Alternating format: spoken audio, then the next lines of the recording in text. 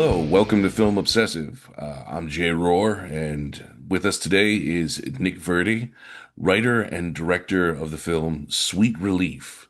It's a mumble gore sort of horror film. And Nick, welcome. Please tell us about your film. Thank you for having me, Jay. It's great to be here. So yes, the movie is it's called Sweet Relief. Sweet Relief is the name of the this mysterious online game that's at the center of the movie and sort of propels the events into action, where it entices children to choose someone they'd like to see die. And if this mythic online character at the center of the game named the Sweet Angel, who is someone in a weird mask, maybe a rabbit mask, maybe a mouse mask, if they choose your nomination, then you have to go through with the killing. And if you don't go through with the killing, then you die. It's kind of a silly, simple thing that seems sort of innocuous, and sort of based on other online challenges. Like, I don't know if you're aware of the Blue Whale Challenge or the Momo Challenge, which are things that are it's a question if they ever really did exist or if they were just kind of there online to troll, anybody that would fear an online game out there is coming to get the youth or something. And usually these things are made aware of to the children by the parents and adults that are trying to warn them not to pay attention to it, and then they pay attention to it. So it's almost like the opposite of, like, a Freddy Krueger thing. You don't mention his name, and then the kids don't dream about him anymore. But this, like, seems to, like, be the opposite thing, where they bring him up and then introduce these things to the kids, and have a backfired effect. So as after, having said all of that, all those things sort of are not really the game itself is sort of something that's referenced a lot in the film, and we see tangents of it, but the movie ends up being sort of about a lot of surrounding characters, and sort of becomes a film about the psychic um, spread of influence from this game and paranoia to the different characters in this small New England town. Yeah, and that's a theme that sort of carries throughout the entire picture because it opens pretty straightforward. You've got that setup with this internet urban legend challenge kind of game, but the movie quickly becomes sort of this discordant narrative where we're following different people around, and you're really good about not f just flat out stating their motivations. I really liked how you get a sense of the people by the way they interact with each other and the Mm-hmm. conversations they have. Mm-hmm. Was that intention? Yeah, certainly. I love it's like in terms of, like, dealing with characters and films, it's like people watching kind of thing, where it's like, if you have to it's sort of getting, like, neatly introduced, and to a character with, like, a nice expository, or a bit that sort of explains their thing. You know what I mean? It's more like, if you followed someone in public and you had to judge from, their behavior and watching them. That's all you have from the outside to judge what's going on the inside. Unless you have the film, it's very easy, or like with writing, especially, it's easy to immediately access the interior of somebody. Which is always one of those strange things when they try to adapt a book that's all inner monologue or something into a movie.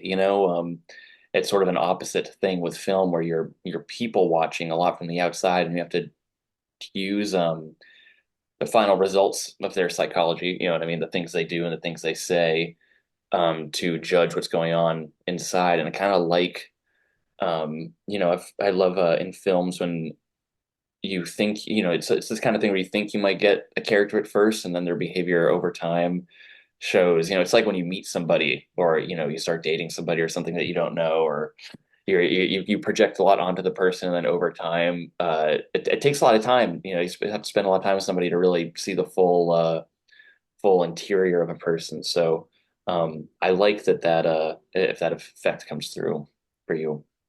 Well, definitely, and I think it lends itself to sort of like the curiosity while you're watching this film because since nothing is totally like flat out presented, you have to sort of you have to engage with the film. You have to watch it and you have to let it unfold and take you where it's going. And it really pays off. There's a moment towards the end that I thought was fantastic. I don't want to spoil anything, but like when it comes together, my initial thought was that it was like, oh, of course this is what's going to happen. And then I was literally like bug-eyed shocked by the course that it took.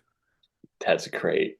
Yes, definitely. Oh, and, yeah, there is always a sense that there's the slow burn. I never, go in with the notion of making a slow burn movie, so to speak, but that is a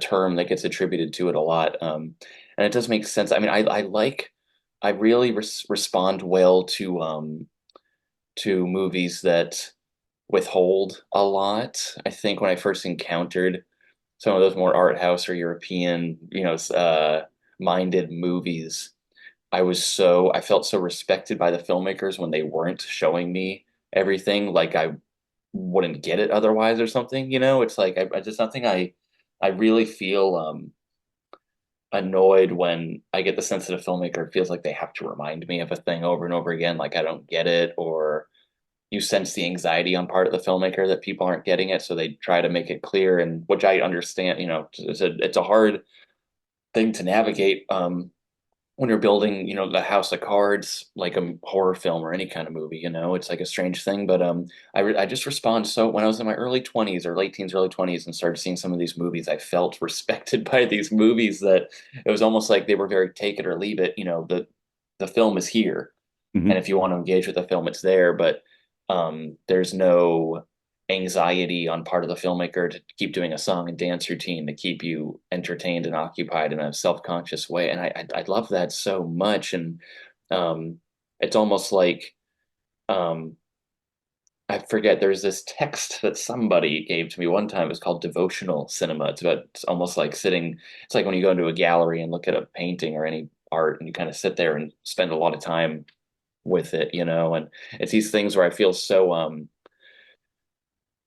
all over the place mentally all the time in my life that when I am forced to look at an image for an extended period of time, it's actually I walk out of there feeling way more centered and chilled out and focused. And I think even if I try to make something that is more maybe scattered or fractured or abrasive, I end up leaning back into the intuitive desire to like be still with the thing, and that always feels like a really disruptive thing to do with a visual work, when it's more like the intensity of the flashy thing is so overtaking usually, and like it's like Harmony Korine saying cinema is now a 30-second YouTube clip. It's this kind of thing, which it's pretty true. And there's a lot of interesting things can be done with that form too. But I still, it's like my mind like just is always yearning for the stillness and stuff. So I feel like that's a lot of the slow build and those the feeling of the of most of the film until it gets to that more climactic point more might just have to do with an unconscious temperament than anything, which is funny. Well, one of the things that comes out of it, in my opinion, is that when you're trusting the audience the way that you have with your film, it reminded me of other similar horror films like Toad Road, for instance, Mm, where people can really talk about like why things happened. mm, Not necessarily in this case like a guess like what did we see, but like why did people do this? There, mm, because I there were a couple of moments in the film and where I was immediately thought like I can't wait for a friend of mine to see this so we can talk about why do you think this character did this. yes, So I yes. think that there's an opportunity for interesting conversations, and I think that's something that's kind of missed in a lot of films because a lot of times people come back with just they just describe a scene again. Mm, That was yes. like, like I enjoy the Terrifier movies, but when people talk about them, all they do is just describe their favorite Yeah. gory sequence. This gives people an opportunity to talk about what they saw and why they think things. And I think that's because of the authenticity of some of the characters that you have. Um, Thank you. of course, there's Gerald. There's the character Gerald. It's played by B.R. Yeager, whom you've worked with before on Hmm. Caucasoid. And when you were putting together that character, that had to be based on real experience because I've known people like that before. Hmm. So, are you drawing from certain things in order to build this world that you're playing with? Yes, definitely, definitely. There is. Um, I've always lived in New England my whole life. I grew up on Cape Cod, and there was a lot of the lines from Gerald come from this one guy. One of my first, it was a dishwashing job I had when I was 16, and at this Italian restaurant in Brewster, Massachusetts, where I grew up, and this guy. It was strange. My friend Ethan and I worked there. Ethan, who is another lifelong friend who is an actor in Caucasoid, that film we just mentioned that we did before Sweet Relief. And yes, it's like it's one of those things. I don't know if you're a guy and you spend time around other guys, these types of Mm. guys will really present themselves in a macho way when they're around their Oh fellow yeah. men. So there's always been um it's one of those things that is like wildly annoying and scathingly, annoying to be around in person, and then after the fact to build a character kind of built on some of these experiences feels so I don't know what it is. It's one of those things. It's almost like um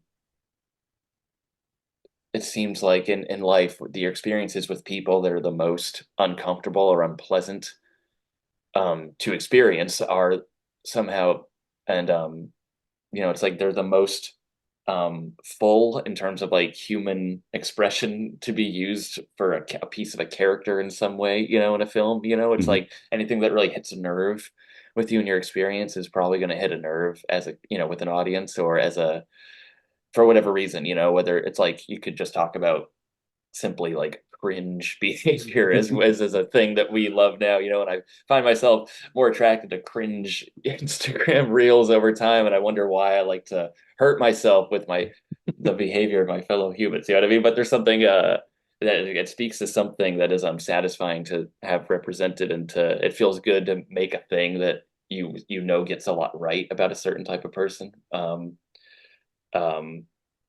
yeah. Yeah. So, like Mumblecore is kind of known for being sort of a bit improvisational. It's open to like natural reactions and that kind of thing. Uh-huh. How much do you control the moment? Because there's a plot, and you got to get to point A, and then there's point B. But how much freedom do you give people to like really explore the moment that they're in? You know, um, Yeah. I don't want to reference any specific moment in the film because I don't want to give anything away, but like the bar scene is a great example of what we've just been talking about with Yeah. an authentic character, but also like why are people doing the things that they're doing? And in addition, just they reveal themselves by their interaction. Yes, yes, yes. So overall, I love, love, love to um have people feel free to play with the dialogue. If especially if we get a chance to rehearse as much as I'd like, we can really explore those things. But the dialogue for me, it's like if it's different with every actor. Some actors, it's people that are more sometimes people that are more used to acting like to they're like whatever you write they're going to say that, Mhm. and they kind of want to stick to the word and work on that, and other people are much more free to improv. And a lot of times what the challenge is mixing the two or three or four different modes of acting that people kind of end up doing. Usually my experience is when I'm dealing with people that have not acted much before, which is usually the case. They're more comfortable kind of putting things in their own words, which especially like working with younger people, people that are, late teens, early 20s or something. Um, Sometimes like you could just give them a prompt of like a type of conversation to have with how to get, like you said, from point A to B. Like you guys maybe feel this way, and then maybe you feel this way, and then once you kind of bring up this feeling about it, then you kind of bring up that feeling, and then that's when we get to this point of the conversation. Like if you say something like that and sort of try to control the chaos as you go, they will really come alive, and it will be like capturing some of the true life of this person who is not, people that aren't used to acting, they're not used to embodying another character. It's more about how can we get them to let loose and not give a fuck about the camera, and like actually allow us to find some things to capture that just naturally happen, which is it's like what Cassavetes was always talking about. He's trying to capture things happening in the moment. And so with people that age that are like, if you got a group of kids that are already friends and they have their thing, if you can just kind of get that going, that's great. But the second I'd give them any particular sentences or phrases to say, they're thinking about what they're saying. They're saying something unnatural during the naturalness, and they kind of clam up, and that whole hope for capturing something to just happen goes away. So it's always I like I love like writing. I love writing dialogue, but I also love people to feel that they have the freedom to add to it. So a lot of times my preferred outcome is sort of a mix of the two. What's funny about that bar sequence is we by the time it got to the actual dialogue scene, there's some bits of, a first character coming in there and crafting with the bartender, and another character comes in, is in the bathroom. But we had such limited time, and we had to, take a few things down to film. And once we got ready to film that actual conversation scene, we were told we had 30 minutes till we had to pack up and get out of Mm. there. So we had the two angles. I think we got one take of each. Oh, wow. And that was very much a written scene that I don't believe there was much improv at all there. There was some lines were dropped, some things were rephrased by certain characters. Mostly Gerald Ben, who plays Gerald, sort of rephrased a lot of things, which is something that he does, and he's a writer, so he's very good at improv on the spot in some ways, or finding different ways that words, or finding phrases that he feels come out of his mouth more naturally than maybe some of the ways I might write something. Where Elisa is somebody that will stick to the script. She'll Mhm. like read, like study the script and really try to do exactly what you want.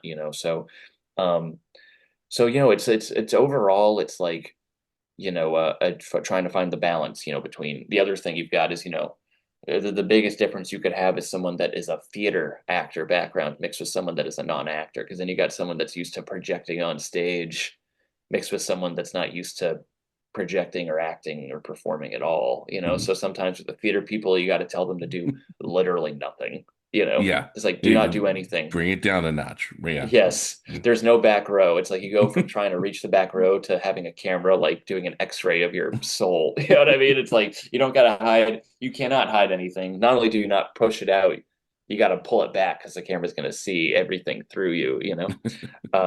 So yeah. Well, they always say that's like the best advice for acting, like go big to begin with, because you can always Yep. come back. Um, Yes. Yes. So you mentioned like rehearsing and preparing people for this part, and especially because there's some messed up stuff that happens in this film, so you got Mhm. to get people in that mindset. Um, did you just go with like the script that you have and like the general nature of what you're trying to create here, or did you bring anything in?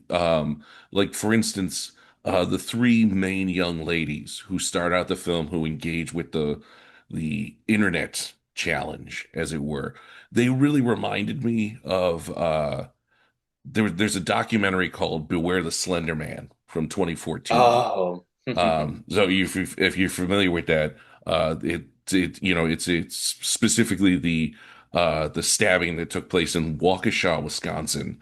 Yep. Um, and those three young ladies, I don't know if this is just me or if this was intentional, but like they really reminded me of the young girls that are in that, the real life people. Whoa. So I don't know if that was just me getting that vibe or it was that on purpose.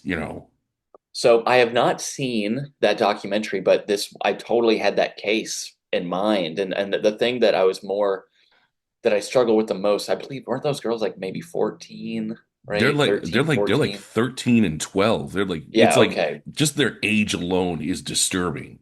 Yes.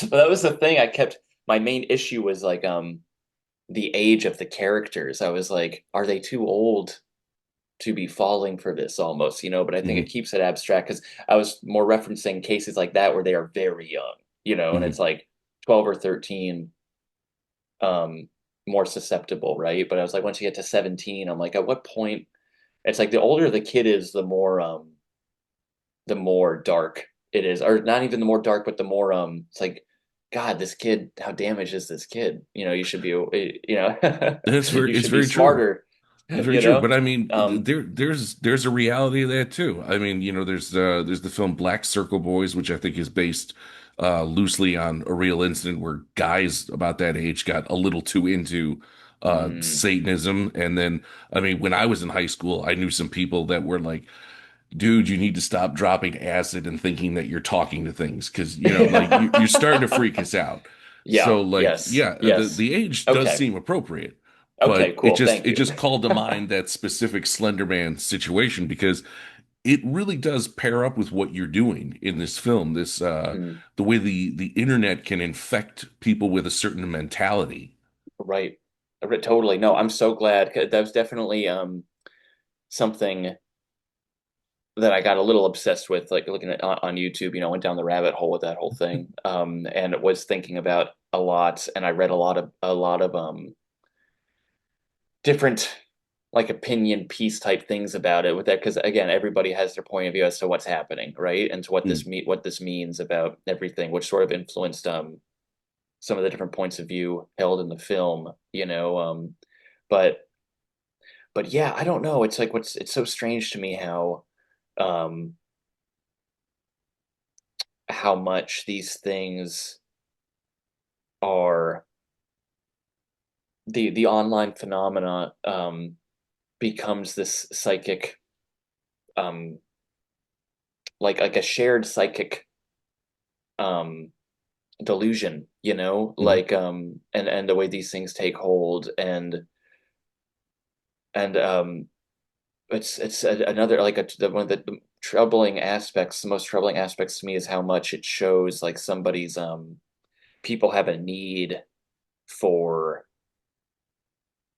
this larger than them ineffable, unattainable mirage of a person, or an understanding or acceptance from this a great thing, that like it's like a new version of people having religious obsessions with a figure. They see a figure that is influencing them. It's like, and to have it become a thing that is not created by many many many many centuries, many years of stuff, but just like other kids online and their drawings and their creepy pasta stories getting to having such a strong effect, and holds power over someone's psychic sense of reality. It's like that is a wild thing to me that is definitely uh,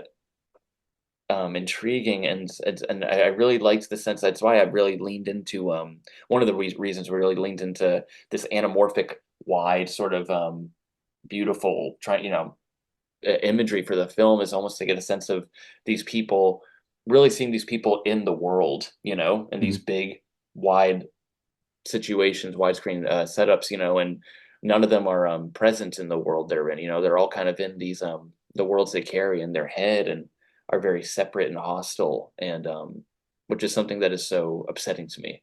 That idea. It's interesting that you bring that up because it made me realize that the film itself, most of it takes place during the daytime, and most films where we're set in a small town, it's idyllic, but there's a dark secret or whatever. Uh, your film actually just has like sort of a wonderful wide world. Like there's a beautiful forest and the town is not like decaying and creepy on its own. It looks like a nice place where people would want to live. But then you get to know the characters and all of a sudden you're like, no, I don't want to live here. I don't want to live next Yeah. door to that guy because he's doing weird shit and Yeah. she's stabbing people. I don't know. We need to move. We need to move. So that was a very interesting choice. Hair. Uh, they don't warn you about growing your hair out long. That it's gonna get in weird places, and you're gonna look cool as hell, but you're gonna be eating most of your own stuff. Um, Yeah, it's probably worth the price, right? Worth the price you pay. the best was when it was like super long. It was like down to here, like real heavy metal, and I used There to we get it go. caught in my car door on the way out. Oh my God. Wow. Wow. Um, but Committed, commitment. But like, was that intentional, or was that also, or was that like a side effect of the limitations of like a low budget?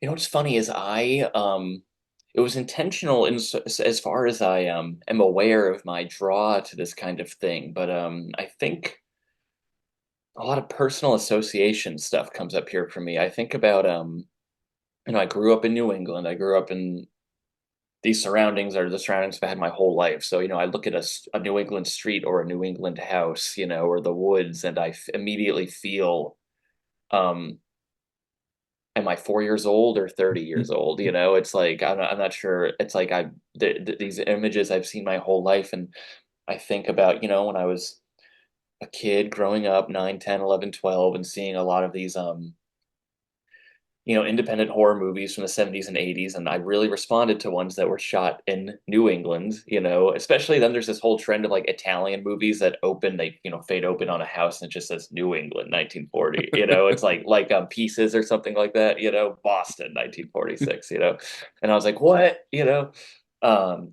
that there's something about or Last House on the Left, shot in Connecticut, and like Friday the 13th shot in New Jersey, and it's like these I respond so strongly, or I Spit on Your Grave even. These like really beautiful um I was thinking about this with music. I was saying this the other day, how it's like Cannibal Holocaust, the movie opens with a ferociously upsetting title and it's gorgeous.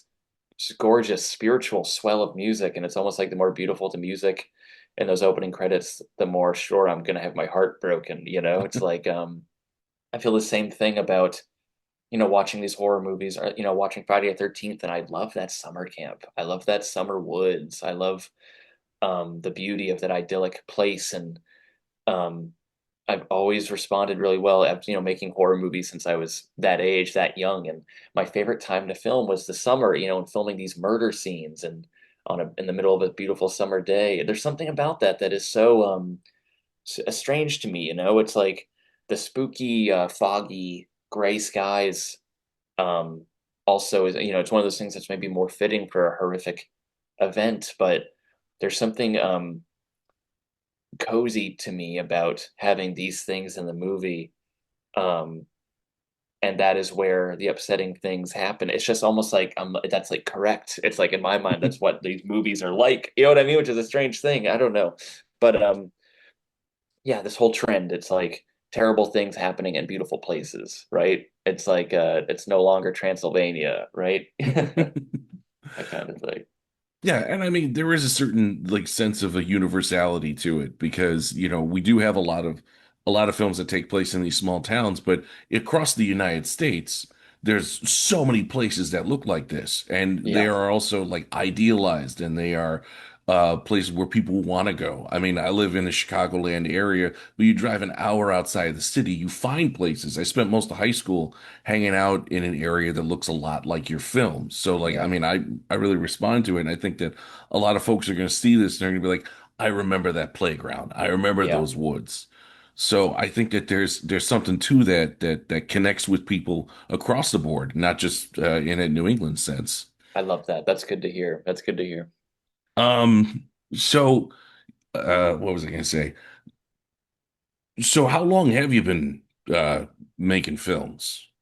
Since I was so little, I was like maybe I was born in 94, so my parents had one of those, the VHS, regular size VHS cameras when I was born, so that was around me forever. So when I was 4, 5, 6 years old, I was making like Godzilla toy, movies, right? I'd play the Godzilla movie next to me, so I had the soundtrack, and then I would have the toys sort of fill in the blanks, and then the Universal monster movies, and then use those toys, and that was an obsession, and then forcing friends to start doing acting and stuff once I made friends, in kindergarten, first grade, second grade.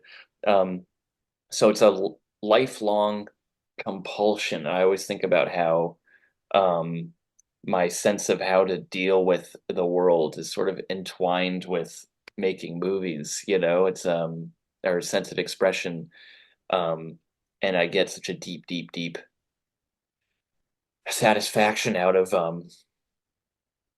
being able to do it. And it's like it's a strange thing now where it's like making movies for no money now. It's like I love doing it because it's just the way I'm used to, which is like doing it with your friends without permission or validation from any outside entity, and kind of exploring and experimenting with very low stakes. So yeah, it's been a lifelong thing. And when I was 16, 17, I thought, I wouldn't have to go to college because I was going to go to Sundance for the movie, and then I would get famous and I get picked up like, Kevin Smith or somebody cool, um, and would have been very disappointed if I was told it would be like 10 years until I'd gotten to a film festival at that point, which is, it was Caucasoid was the first movie that finally kind of got embraced by film festivals. And I was 27 when we made that. So I think that was a good time to finally get eyes on the stuff I was making. Cause I don't think I was ready before that. Well,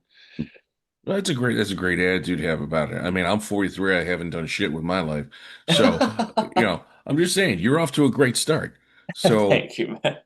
when you're working with your friends, is that like a little bit easier to get them into this? Or are there occasions where you're like, we settled for Greg, That's so funny. I mean, sometimes there might be that feeling, maybe. Um, I mean, yes, it's funny. I mean, the way I currently, it's like the casting process is a lot of, posting on my Instagram, who wants to be in a movie, and then seeing who responds to that and processing those things. And then, um, or it is me, keeping a catalog in my head of all the people I've known and had little voice to me say like they would be. Some people just have a thing, you know what I mean? Sometimes you encounter somebody and they've got it's like they have. I always sort of talk about a readability. If someone, you can kind of read someone's emotions through their eyes or their overall, or you can't read them, which is also like a scary thing, which is also equally interesting, but sometimes you just develop an intuition for, it's like who, for a type of person that would really be very illuminating on screen, of like the human experience or something. And I love, I always think about Robert Bresson, it's who he's like, he always talked about not working with actors, but he called them models. And if he had a farmer character, he'd try to find a farmer to play the part, because the farmer is already, it's the automatic acting thing. He's like, you don't got to teach him how to milk a cow because he does it every day. So it's just have him do the thing he does and he doesn't think about it that much, So I have a lot of fun approaching things kind of with that mindset, where it's again, the capturing some reality, capturing some real behavior, or capturing, not even like trying to be realistic, or but simply natural, or almost non-performance based things, and folding that into a performance, folding that into a fable, fairy tale, not real thing, performance based thing. um but I mean, it's also very exciting. We got Paul Azar in on Sweet Relief, who was a big theater actor, and he's been in he was in Silence of the Lambs and Philadelphia, and some other Jonathan Demme films, as well as some Bong Joon-ho films, which was really nerve-wracking for me to have that experience working with him. But he was fantastic, and knew all of his lines, but also ran with The improv thing, he like really added a lot, really had fun, really got creative. Sorry, this kitty cat is scratching stuff. I don't know if you can hear that. Excuse me.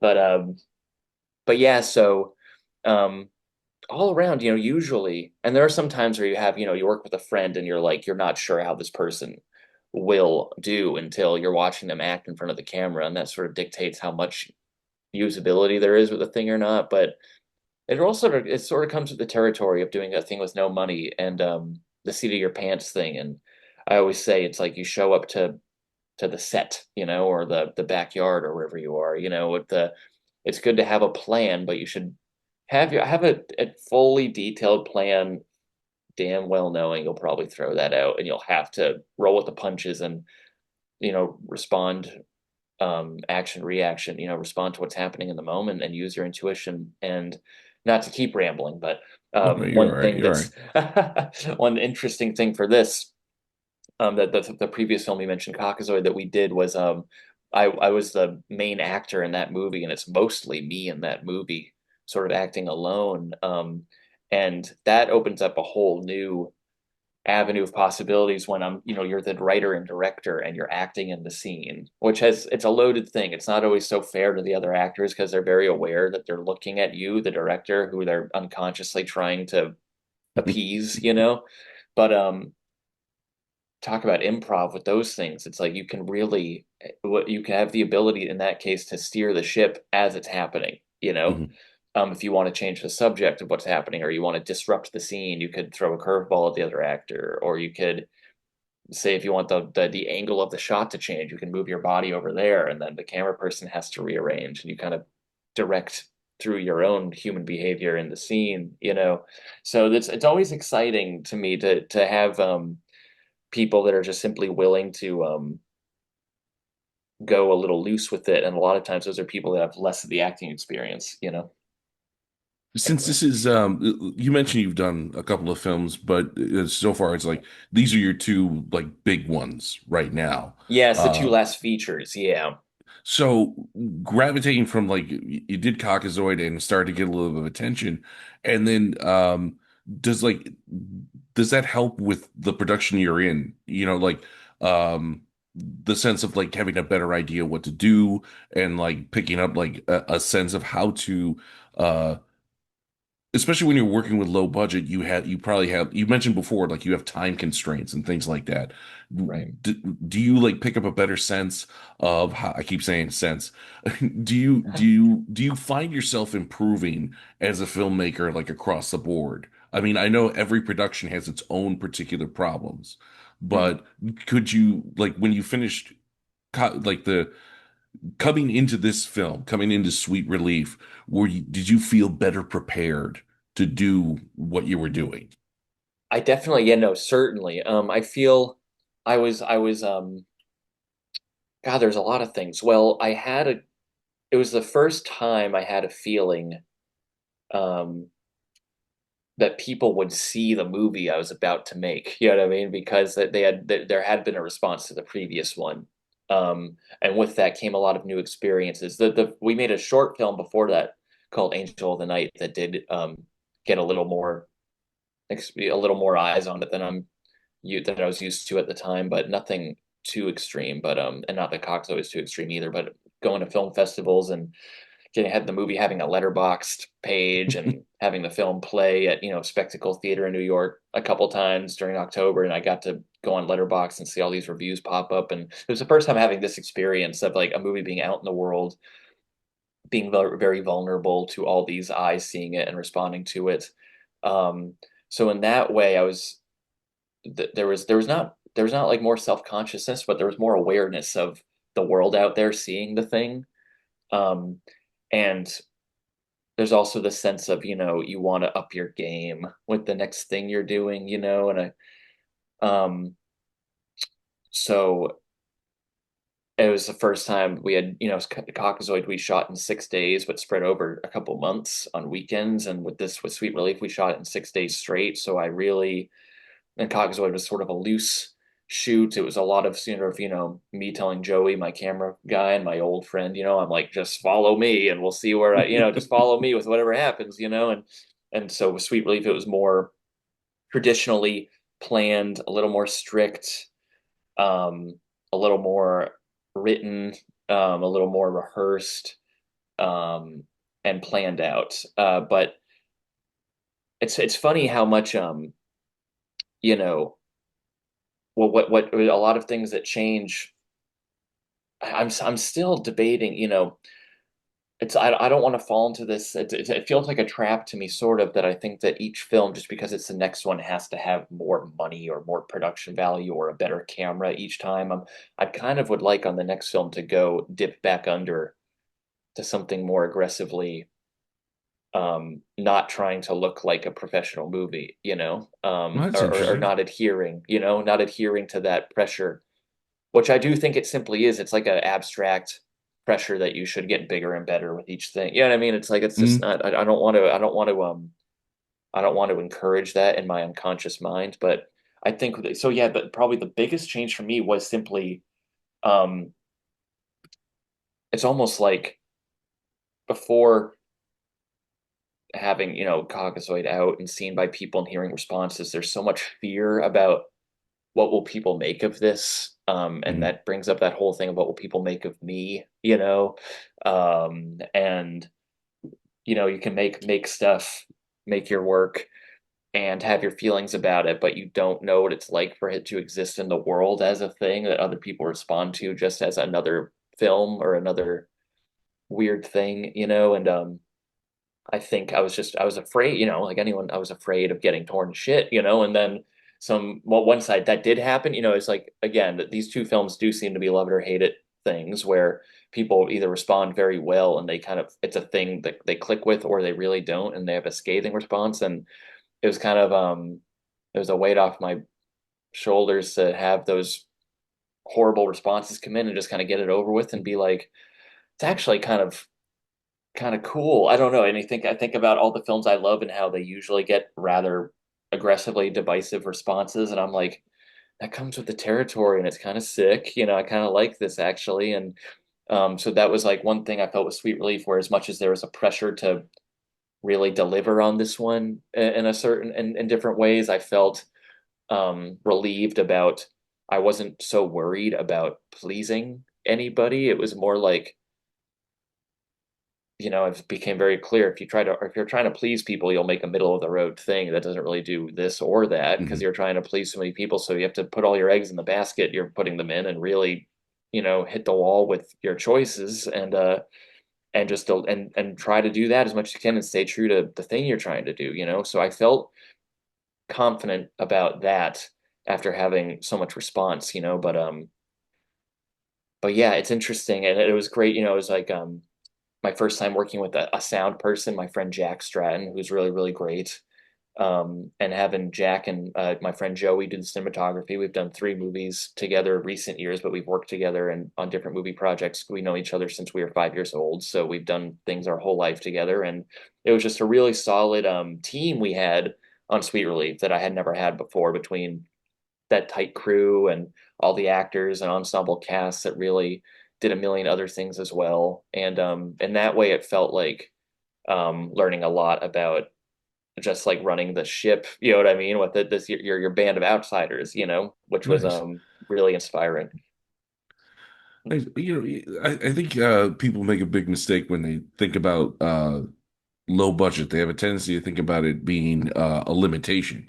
whereas it's sort of like it can be a little bit confining, but it forces you to focus on what matters. You're not going to Yes. waste time with anything fancy. I don't want to throw anybody under the bus, but I do know some folks who put together a short film and they spent something like 10 grand just to get Yeah. like one shot.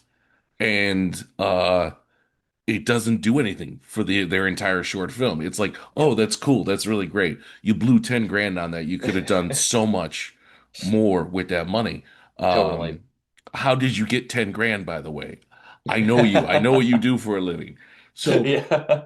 um, was that like one of the things? Because I think that you mentioned we were talking earlier, like your budget was like real low. It's like Yeah. $2,000 or Yeah. something like that. I mean, I Gotcha. don't mean to sound facetious. It's like No, literally down nothing. there, and like you still put together something that's pretty impressive. So, did that did that become like like a focus? Like, okay, we're gonna do this. We have this idea, but we're gonna have to either figure out how to do it or just cut it out. Like, does that Right. refine what you're putting together? I guess is the Yeah, question. it's what's funny is like, how much I think about this a lot. I've got my friend Eli Powers, who's a filmmaker who is we've been friends since we were teenagers, but we've got very separate trajectories we've gone on where Eli is like living in LA, has, done a lot of like been on a lot of legit film sets, as, in talks with legit people trying to develop his first feature with legitimate actors out there and everything.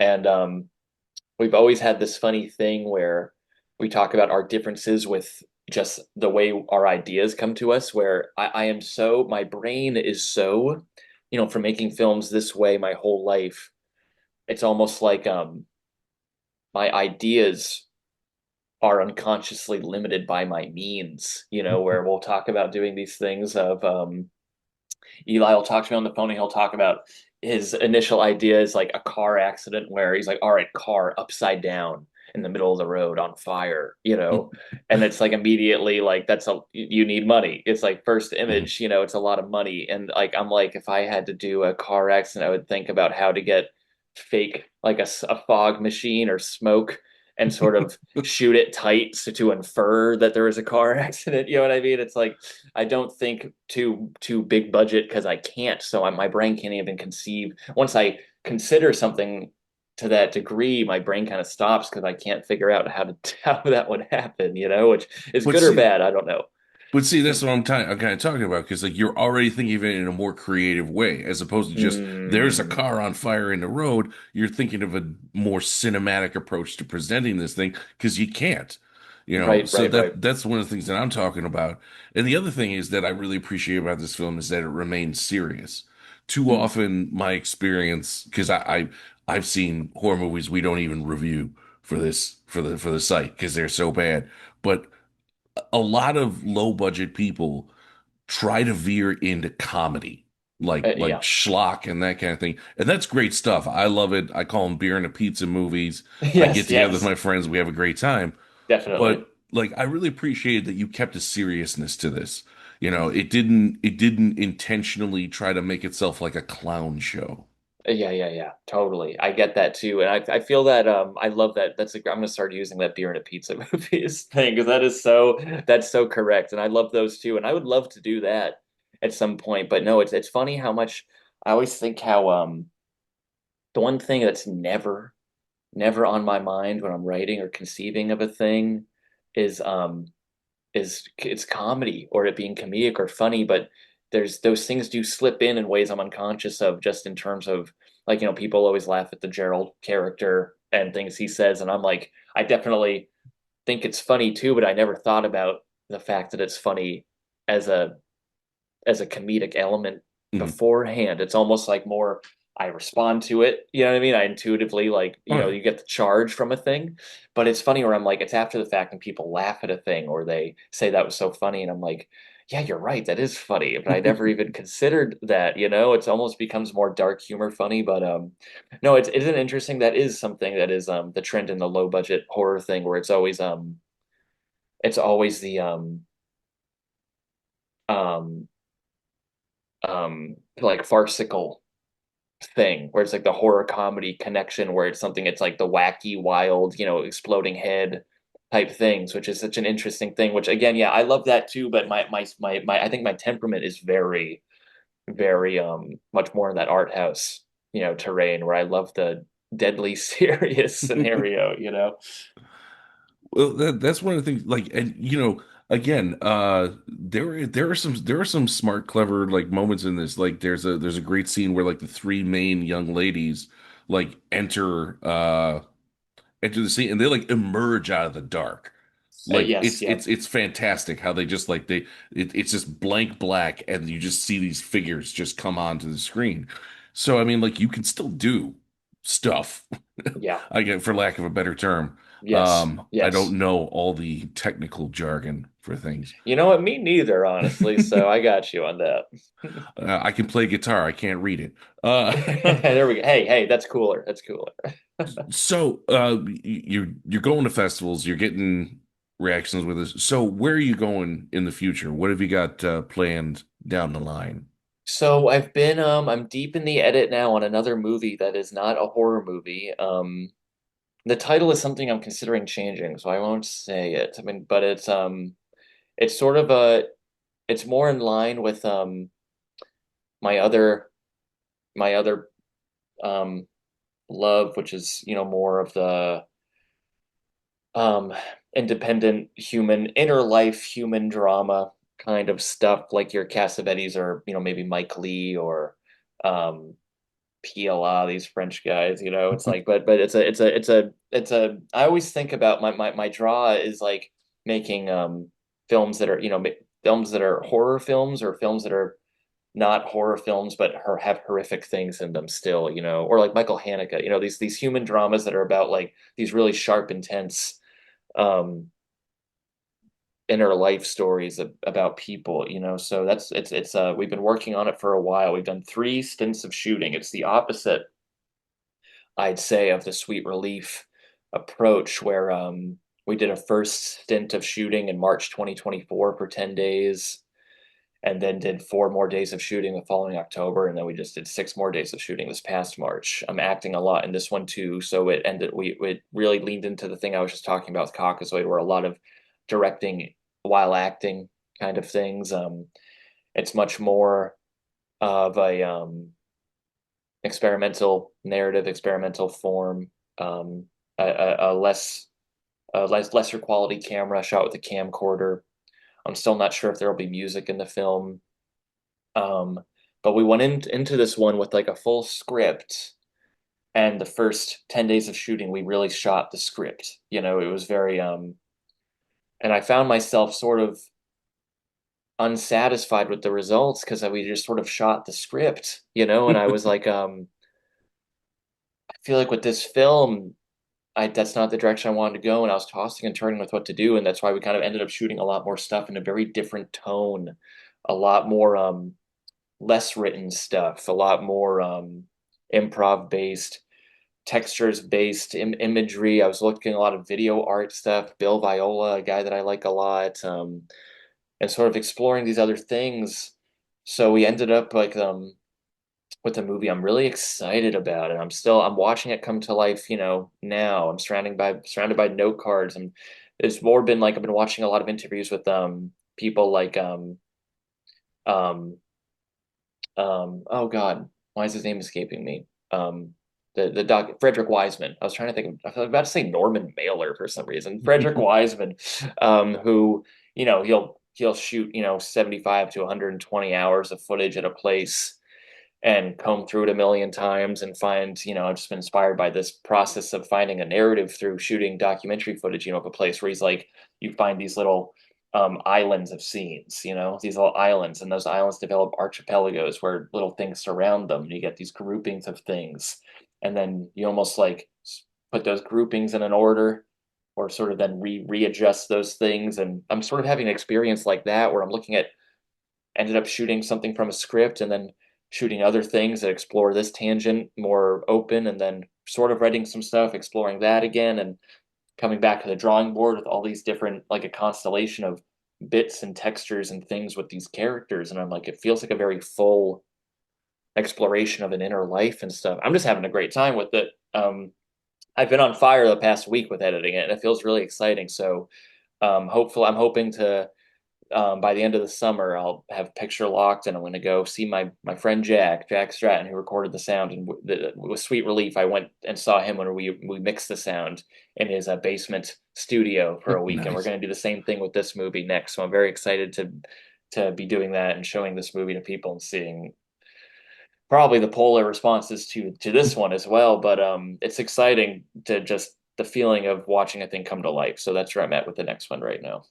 I really like how you developed this attitude of like I'm making this, this is my art, and I'm putting it out in the world, and I've you've developing that I think the proper attitude, like just putting it out there and come whatever may, you know. Yes. So, I do wish you the best of luck with what you're doing.